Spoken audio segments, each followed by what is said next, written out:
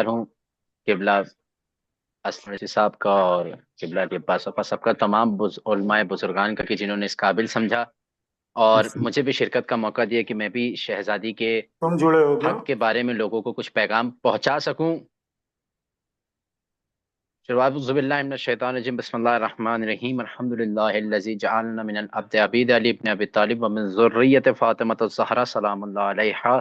اللہم صلی علی محمد وعلی محمد۔ مولانا کاظم سب سے صاحب پہلے ایک کام آپ تو کر سکتے ہیں کیا؟ یہ بات جو ہمارے، مولانا کاظم صاحب جی آپ کا جو جی بتائیں۔ کیمرہ ہے وہ اوپر سے ٹول میں اس کو عرض کر دیجئے، رائٹ ٹو لیفٹ کر دیجئے، معاف کیجیے گا۔ ہاں جی جی اس قاسم بھائی طریقے سے ایسا صحیح ہے، ہے؟ جی جی قاسم بھائی دیکھیں، یہ دیکھیں، ٹھیک،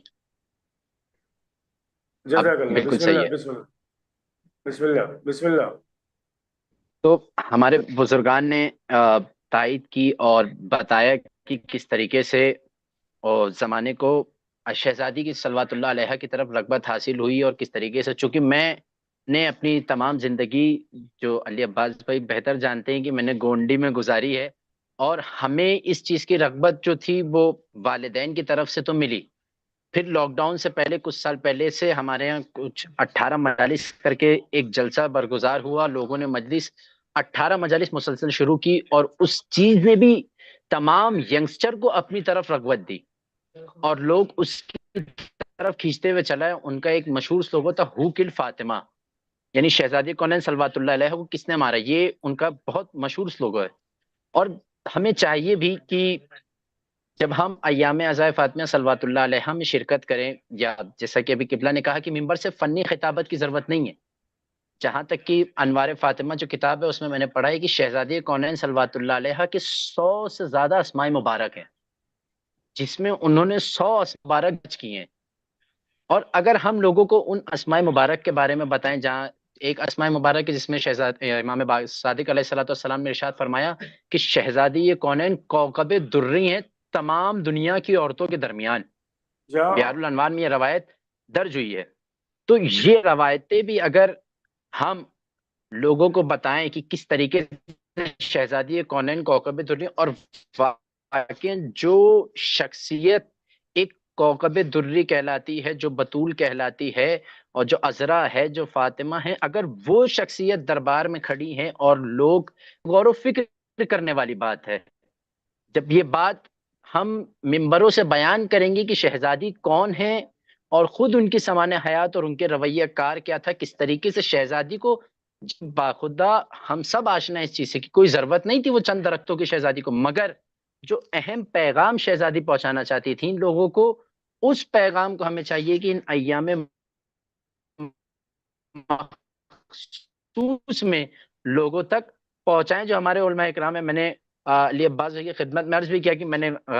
کچھ روز پہلے ایک ویڈیو بھی بنائی تھی تاکہ لوگ آشنا رہیں اس چیز سے کہ جو ایام ہیں، اور خصوصاً علماء اکرام جو ہمارے محنت کر رہے ہیں، اور انہی کی یہ عنایت ہے، انہی کا کرم ہے کہ آج یہ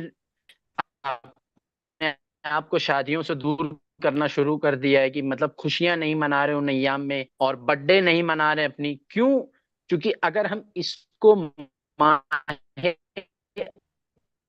عزا کی طرح منائیں گے تو لوگوں کے دل میں ایک سوال پیدا ہوگا، یا ابھی تو کچھ روز پہلے آپ کا محرم ختم ہوا تھا، اب پھر آپ سوگ منانے لگے، تو یہ چیز ہم لوگوں کو بتا سکیں گے کہ بڑا ہمارا پیغام، سب سے بڑا میسج ہمارا، ظاہر سی بات ہے لوگ ہم سے سوال کریں گے کہ مولانا ارے قبلہ، ارے دوست، اپنے دوستوں سے پوچھیں گے بھائی ابھی تو آپ کا محرم ختم ہوتا، آپ پھر اب کالے لباس میں آگے کیا، پھر محرم شروع ہو گیا، تو ہم لوگوں کو